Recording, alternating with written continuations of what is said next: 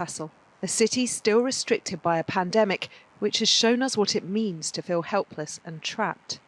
Freedom may be beckoning again, but not for some women.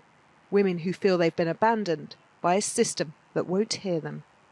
You just feel like someone is controlling you and you can't do anything. You are just waiting the next attack. One time my husband broken my hand and beat me again. Every time he hit me, he would put his hand on my throat and press my throat really hard.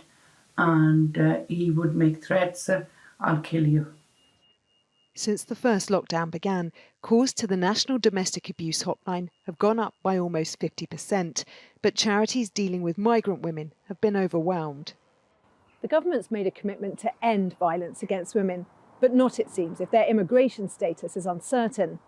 Figures from Amnesty show that 4 out of 5 migrant women have been turned away by refuges, often because they have no recourse to public funds, which means the authorities don't have to pay to protect them, however much danger they're in.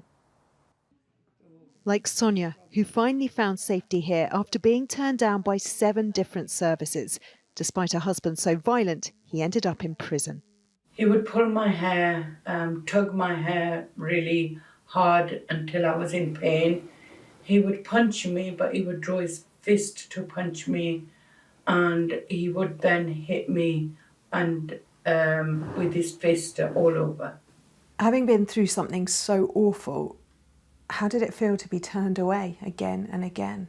I felt I was going to be killed, I was going to be tortured, I wouldn't be alive, because my fear was that he's going to come out of prison, and the agencies that turned me away were not thinking of my safety.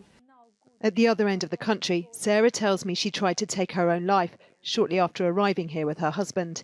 He began to hit her, eventually breaking her hand. Again, beats me and once threw me in the mirror and beat me, push me in a lot of hurt me, and I can't stay them. If I come back to my country, it is very bad for me. I can't again leave to my country. I should suicide or I stay in my room all my life.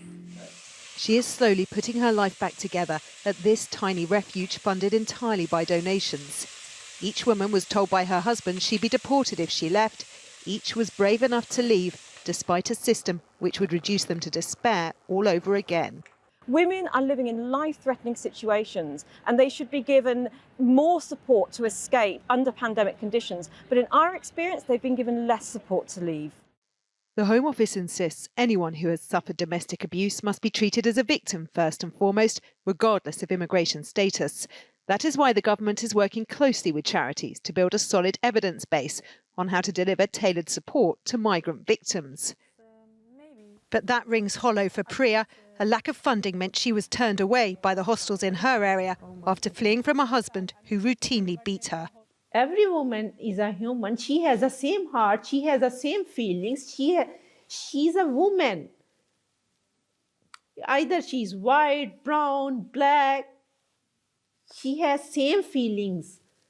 Then why government is not taking care of the foreigner woman?